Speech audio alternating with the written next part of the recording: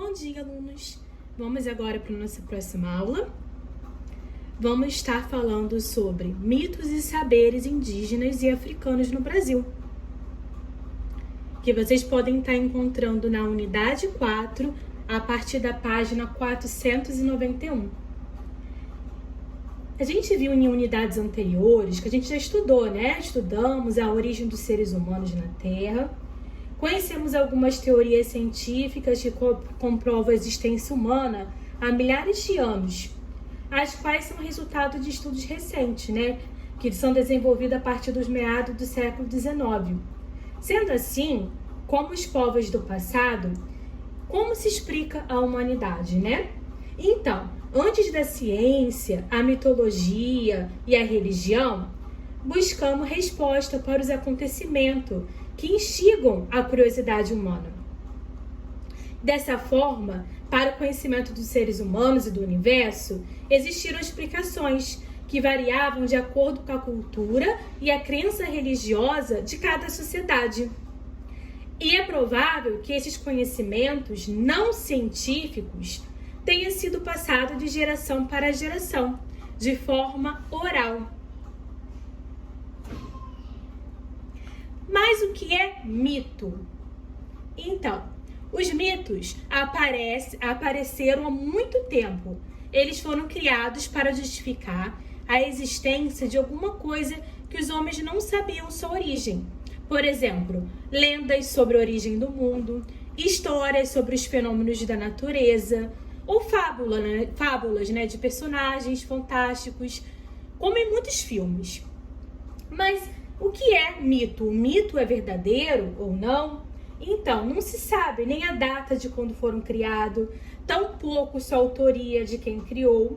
Apenas sabemos que ele pertence à cultura de um povo. E o mito são narrativas históricas fantásticas, em que animais, plantas e até mesmo os objetos ganham vida, na tentativa de explicar situações incompreensíveis dos seres humanos. Mitos e lenda estão muito envolvidos. As lendas no Brasil, por exemplo, são inúmeras, que influenciavam diretamente pela miscigenação na origem do povo brasileiro. Devemos levar em conta que uma lenda não significa que ela seja mentira, nem tampouco uma verdade absoluta, né? Mas que devemos considerar que é uma história para ser criada, defendida e, o mais importante, tem sobrevivido na memória das pessoas. Agora, como que vocês já entenderam um pouco sobre o que é mito, nós vamos falar mitos de criação dos povos indígenas e dos povos africanos. Dos povos indígenas. No Brasil, vocês sabem, há centenas de povos indígenas, né? E cada povo tem a sua cultura que é transmitida oralmente de geração para geração. Como, por exemplo, um mito relacionado ao Camaiuara, um povo indígena do Alto Xingu, no Mato Grosso. Vou falar um pouquinho do mito que está escrito ali. A cosmologia alto-xinguana explica que o demiurgo, não se pronunciar se vai estar certo, Maputucinimin, uma entidade que simboliza o princípio, organizador do universo. Ele entalhou os seres humanos em madeira e deu a vida a eles soprando fumaça. Assim foram criadas as primeiras mulheres, entre elas a mãe dos gêmeos Sol e Lua, que serviram de modelo para esculpir os seres humanos. Depois eu paro ali, depois eu vou consertar. Agora, os povos africanos. Os povos africanos também têm vários mitos, né, gente? Por exemplo, a África ela é considerada o berço da humanidade, pois os vestígios mais antigos dos seres humanos foram encontrados nesse continente, que a gente falou lá na pré-história. Então, a mitologia africana ela chegou no Brasil no século XVI, com os escravos. E essa cultura, ela se baseia-se muito também ao culto aos orixás, às entidades que correspondem a forças de natureza, como a água, o vento e o trovão. Para eles, o deus supremo deles, o Olorum, foi quem criou o mundo das águas, o mundo das terras e seus respectivos filhos aquáticos e terrestres, ou seja, os animais e as plantas. Agora vamos falar um pouquinho da religiosidade africana. A prática das religiões africanas eram extremamente proibidas no Brasil. Eram consideradas bruxaria. A Igreja Católica ela fazia questão de pregar apenas o culto cristão. Por isso, cultuavam suas divindades secretamente. Identificava suas divindades com o nome de santos católicos.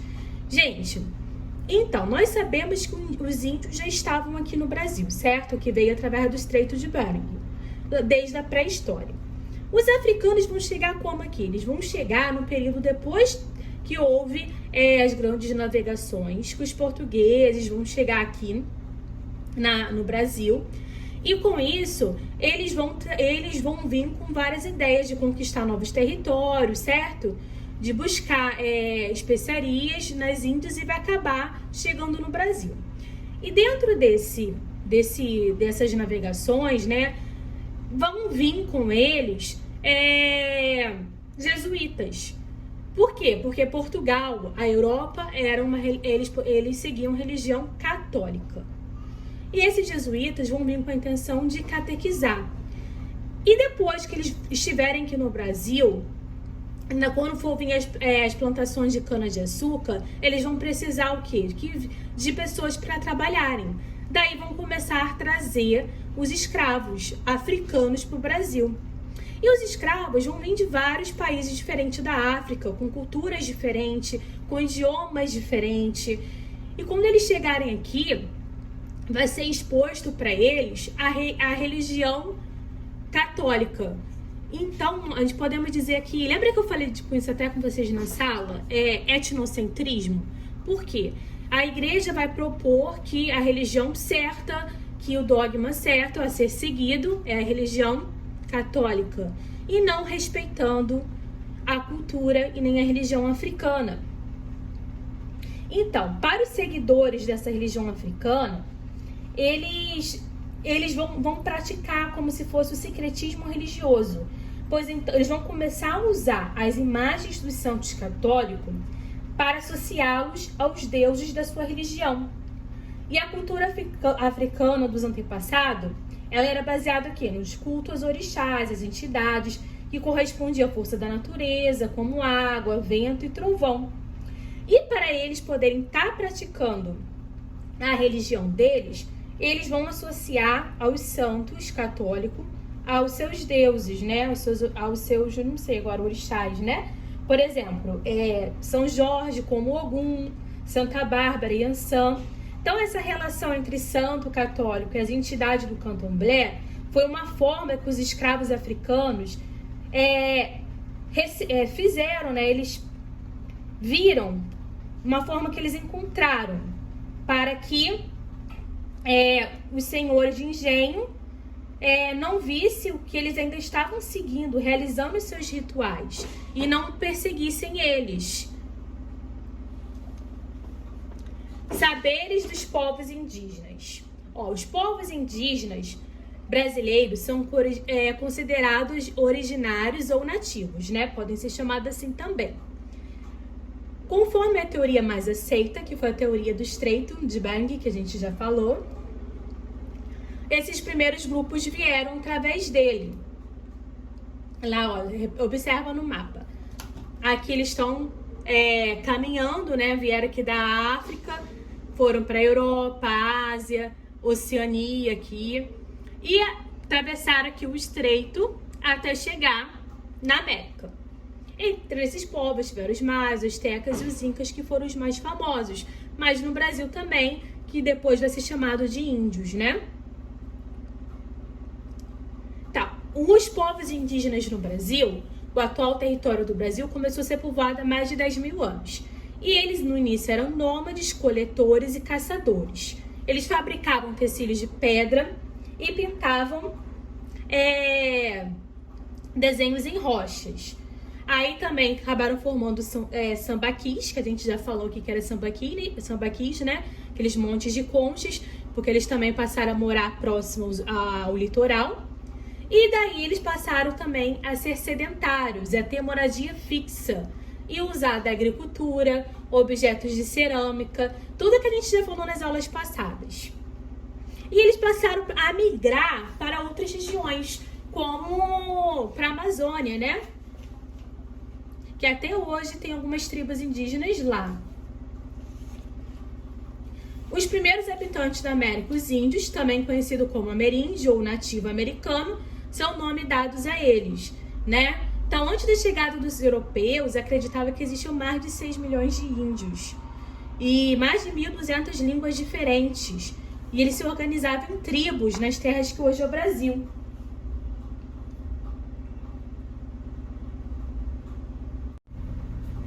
Os primeiros habitantes do Brasil. Então, os povos indígenas que habitavam o território que hoje se localiza o Brasil, né, desenvolveram diferentes formas de organização e diversas culturas, modos de vida. Não era toda a aldeia indígena de forma igual, tá, gente? Iguais. Eram diferentes, com idioma, forma de organização, até mesmo moradia diferente. E havia povos que se sustentavam basicamente da caça, da coleta de produtos na floresta e da pesca. Então, desde os principais povos indígenas, eles se destacavam como caçadores e coletores, como do Piauí, de Minas Gerais, da ilha de Marajó e do litoral, né, dos povos sambaquis.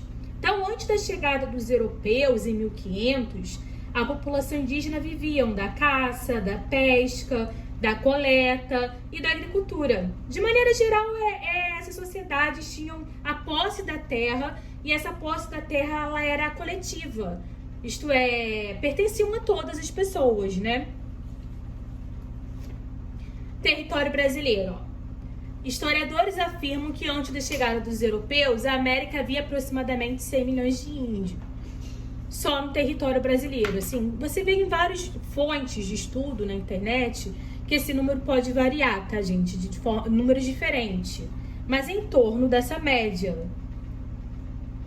Como eles viviam? Suas festas, jogos, brincadeiras, suas formas de ensinar, aprender, tudo isso variava muito. Existiam diferentes mitos, rituais, pinturas, objetos, músicas e cantos. Os povos indígenas que viviam no Brasil, eles apresentavam semelhança, mas também muita diferença, foi o que eu falei com vocês. E além disso, os povos indígenas, eles constroem casas de diversos jeitos e eles moravam em regiões com paisagem muito diferente. A alimentação de cada grupo também podia variar muito, porque alguns grupos só comiam peixes, outros caçavam. Existiam vários tipos de animais, então uns criavam galinha como gado para comer, variava muito. Até a forma artística, a forma da pintura deles. Uns mais pro lado da floresta, né, onde eles moravam, outros mais na parte litorânea. Alimentação. Os principais alimentos consumidos pelos índios brasileiros são frutas, verduras, legumes, raízes, carne de animais, né, caçados nas florestas, peixes, cereais e castanhas. Aí aqui um pouco da cultura deles, né? Eles moravam em ocas, dormiam em redes. Muitas aldeias ainda praticam isso. Não é que seja uma coisa extinta, ainda existe. Aqui no Rio, já ouvi falar, né, em Paraty, eu sei que tem uma aldeia indígena, que eles ficam até pelo centro histórico ali vendendo o artesanato deles. Já ouvi falar também que ali no Santa Cruz da Serra, né, que o meu filho uma vez, no antigo colégio dele, eles arrecadaram alimentos para poder entregar essa aldeia que tem ali em Santa Cruz da Serra. Nunca fui, mas eu sei que tem. Então, eles tomavam banhos, rios, lagos, se alimentam, tapioca, peixe, carnes, frutas e legumes. As mulheres, a maior parte, as mulheres que cozinham, que fazem vasos de cerâmicas, cuidam dos filhos, que é chamados de curumins. E os homens usavam arco e flecha, colares, de mania de colar, de pintar o rosto.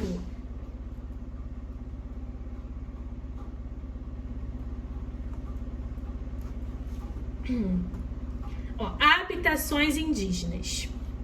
É a mais comum habitação indígena, principalmente entre os índios da família Tupi-Guarani. Consiste em uma grande cabana, que eram feitos com troncos de árvores, cobertas com palhas ou troncos de palmeiras. Na oca podem viver várias famílias de uma mesma tribo. Então, tipos de habitações indígenas. A oca, que é a mais comum da habitação indígena, principalmente entre os índios da família Tupi-Guarani, que consistiam em uma grande cabana feita com troncos de árvores e cobertos com palhas ou troncos de palmeiras. Outro tipo de habitação indígena também é a taba, que também dá origem Tupi-Guarani, que também é usado por várias tribos da Amazônia. E a maloca. A maloca também é usada na Colômbia, além da região da Amazônia. Então, gente, esses tipos de construções e moradia fazem parte da cultura de um povo, seja indígena ou não, né? Então, já estudamos que cada sociedade indígena vive sua cultura de maneira diferente, com seus mitos, rituais, objetos, cantos, músicas e pinturas. Assim também com suas habitações. Entre os fatores que influenciam os tipos de construções estão o clima, os materiais disponíveis de cada região. Como no Brasil apresenta paisagens diferentes, com áreas quentes e úmidas, quentes e secas e frias e temperadas, as casas das comunidades indígenas também apresentam variações. Olha aqui nós temos dois mapas da distribuição de grupos indígenas. O primeiro é um mapa antigo, né? Nesse mapa mostra que havia em torno de 1500, havia mais de 6 milhões de indígenas. E esse outro é um mapa mais atual, que mostra que caiu, né, de 6 milhões para 280 mil a 300 mil. Então, esse número ele pode variar em livros, na internet, depende do ano também. Então, assim, antes de 1500, né, em 1500, antes da chegada dos colonizadores europeus, o país estimava-se que viviam muitos indígenas nessa terra, que em cerca mais ou menos de 1.200 línguas eram faladas entre os diferentes povos. E atualmente o país ele abriga de 280, 250 mil indígenas que falam 150 línguas, da quais algumas estão até em extinção, estão entrando em extinção.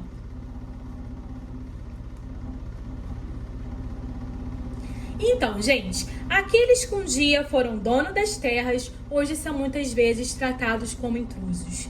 Então, a ocupação do território pelos portugueses no século XVI dá início a uma difícil luta dos povos indígenas para preservar o seu território e sua cultura. Deixo com vocês essa palavra uma palavra para vocês pensarem um pouquinho, né, da questão das tribos indígenas no nosso país. Agora, vamos estar falando sobre os saberes dos povos africanos no Brasil. Então, a partir do século XVI, houve a exploração da mão de obra escrava, grupos de pessoas vindas da África. Chamamos essas pessoas de quê? De escravizadas. Por quê? Porque em sua cidade natal poderiam ser livres ou não.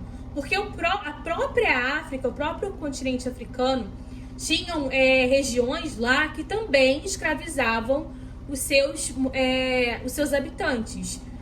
Pessoas que eles eram, como fala, recolhidos em guerras, né, por tribos rivais, ou pessoas mais pobres. Essas pessoas eram escravizadas na África. Só que não da forma como os europeus fizeram. Então, os europeus passaram a ir lá na África e trazer escravos para o Brasil, para trabalhar nas terras brasileiras. Então, apesar de na própria África existir um certo tipo de escravidão, se fosse por dívidas ou por consequência de um povo se derrotado em uma guerra, o tráfico de escravizados entre o século XVI e XIX foi muito gravíssimo. Então, gente, muitos séculos então antes da chegada dos brancos, dos europeus, a África, ela tinha reinos, impérios negros, né, que praticavam o escravismo, mas, como eu disse, não dessa mesma forma. É importante saber que antes da chegada dos europeus na África, os povos africanos viviam divididos em diversas sociedades autônomas. Algumas se constituíram em reinos como poder centralizados e outras viviam em tribos, sob o controle de chefes tribais. E alguns povos eram nômades, que não tinham moradia fixa, e outros sedentários, né?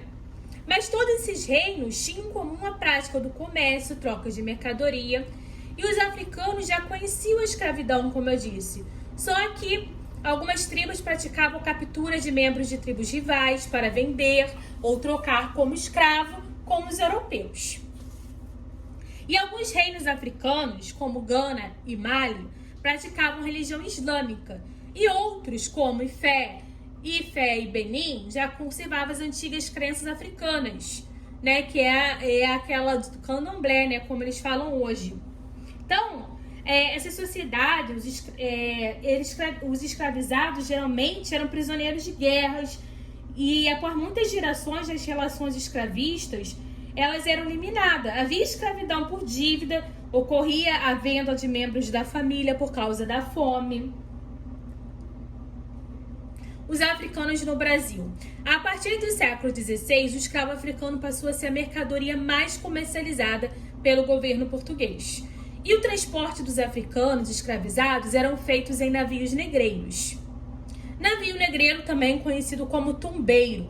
Aí nessa foto mostra para vocês como eles eram tratados. Então, gente, muitos deles não sobreviviam à viagem. E eles morriam por doenças que eram transmitidas dentro do navio negreiro, por fome também, né? E pelas condições precárias que eles passavam ali dentro. E então eles acabavam pegando esses escravos e jogando no oceano. Então muitos nem chegavam aqui no Brasil. Muitos eram separados da família, então eram de diferentes, todos falavam o mesmo idioma? Não, eram de diferentes tribos, diferentes países, podemos dizer assim. Aí, observam a divisão. Lá na parte mais de cima, ficavam as crianças, as grávidas. Depois, na parte mais embaixo, as mulheres. E lá embaixo mesmo, na situação mais precária, os adultos e os meninos, adolescentes, né? E essas pessoas escravizadas na África eram trazidas para a América, vindo trabalhar aonde? Na agricultura. Voltando. No caso da colônia portuguesa, após 1530, quando começou a produção do açúcar para a Europa, o número de escravos comprados aumentaram muito. Com isso, o comércio de pessoas traficadas da África para a América se tornou um dos negócios mais rentáveis da época, que dava mais lucro. E esse comércio, ele modificou as relações entre os povos africanos, estimulando o quê? O conflito entre os chefes de aldeias e governantes, para poder fazer prisioneiros, para poder vender para os europeus.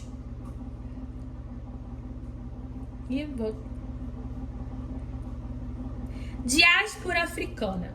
Então, o mundo africano até o século XVIII pode ser dividido entre o rural, o urbano e houve o processo de escravidão, né? Então, gente, os portugueses, eles passaram a ter contato com esses povos da África. E por meio dessas viagens que eles realizaram, foram responsáveis pelo quê? Pela diáspora africana. Por quê? Com tudo isso, acabou ocasionando também a introdução de alimentos, de animais e plantas no nosso país. Aqui, diáspora africana. A diáspora africana acabou ocasionando a introdução de alguns animais, plantas no Brasil. A galinha de Angola, por exemplo, ela ganhou esse nome porque ela veio da Angola. Foi trazida, né? Trouxeram um período também desse período para o Brasil. O café, mais tarde vai ser trazido para o Brasil da África. Banana, o iame.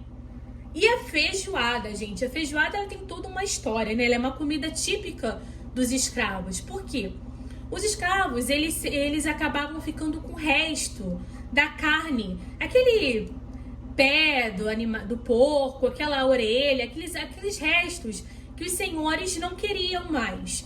E com isso, eles criaram, junto com o feijão, né, que é uma comida típica deles, eles criaram a feijoada aqui no Brasil, a famosa feijoada que agora todo mundo ama, né?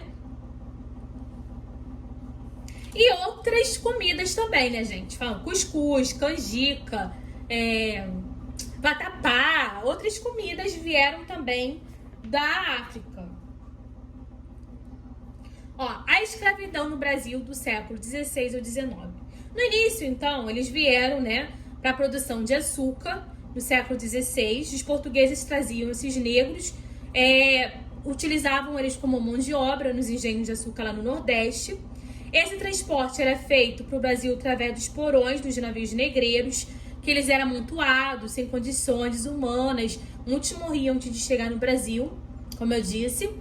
E esses escravos não eram tratados de forma assim, passivas. Eles trabalhavam muito no sol, recebiam apenas trapos de roupa, uma alimentação de péssima qualidade. Passavam as noites nas senzalas, que era tipo um galpão escuro, úmido, com pouca higiene. E eles também, por que eles ficavam nessa senzala? Para poder, acorrentados, para poder não haver fugas deles. E qualquer coisa que eles fizessem, eles tinham punição. Eles eram castigados fisicamente. A população afro-brasileira e suas religiosidades, né? Ao chegarem nas terras brasileiras, os povos africanos eram forçados a se converter à religião cristã, o catolicismo, pois era a crença da sociedade local. Os escravizados eram batizados logo que chegavam no seu território de trabalho e recebiam um novo nome. A religiosidade dos africanos era transmitida pela tradição oral, de geração para geração, o que constitui um elemento importante na nossa cultura. As religiões de matrizes africanas foram também uma forma de encontrada para preservar suas tradições, seus idiomas, seus saberes. Como já falei. São exemplos de participações religiosas africano, candomblé, ubanda, quimbanda, catimbo, que outras religiões, acho que são essas, né? Entretanto, a necessidade de aderir ao catolicismo levou diversos grupos de africanos a se misturarem com as religiões do continente, né? Com o cristianismo. Escravidão na África. As pessoas se tornavam escravizadas na África principalmente por guerras, como eu disse, ou por dívidas, ou por negócio lucrativo, tanto para os africanos escravizados, quanto para os europeus que traficavam os escravos. Gente, muitos escravos, eles fingiam aceitar também essa conversão, né? Por quê? Eles praticavam uma religião que recebeu contornos do secretismo religioso, pois eles usavam a imagem dos santos que era associada aos deuses de sua religião. E a Constituição de 1988 vai passar a garantir mais o direito de tomar crença, de praticar essa crença. Aí, origem dos quilombos. O que é quilombos, né? Então, o fato dos africanos serem trazidos para o Brasil em uma migração forçada não significava que eles aceitavam passivamente as condições de escravizado. Muitos fugiam para a mata e nessas fugas eles organizaram os quilombos, que eram locais de refúgio para os africanos, de seus descendentes brasileiros, que vão surgir no século XVI. Os quilombos surgiram como uma forma de resistência à escravidão, por toda a parte onde havia escravos. No Brasil, os primeiros quilombos surgiram desde o período colonial, quando o país era colônia de Portugal. E o trabalho escravo africano foi usado como mão de obra compulsória nas lavouras de cana, como eu falei.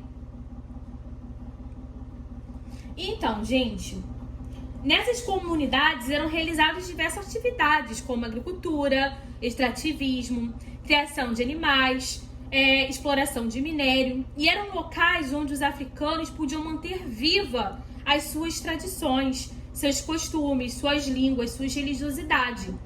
E o quilombo mais conhecido foi o Quilombo dos Palmares, que surgiu no século 17 e só foi exterminado em 1694.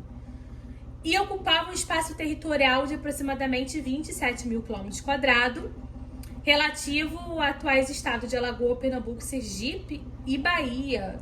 Então, os relatos que a população quilombola chegava a estimular 20 mil habitantes. Tais números chegam perto de explicar o impacto que o Palmares causou. A existência do tamanho do foco, né? Para vencer o quilombo era muito difícil e os senhores nem sabiam direito aonde era a sua localidade. E mesmo depois de derrotado, ele continua a existir como um fantasma. Era constante o medo de algum outro quilombo fosse atingir as proporções e as semelhanças de Palmares. Aqui, ó, tem mais fotos aqui um pouco do Quilombo de Palmares para vocês.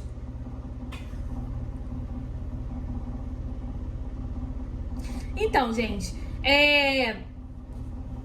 a partir de 88, né, inicia-se movimentos sociais que vão empreenderam, né, várias ações para regulamentar a situação dessas comunidades. E é isso. Nós falamos então, terminamos aqui falando sobre os quilombos e até a próxima aula.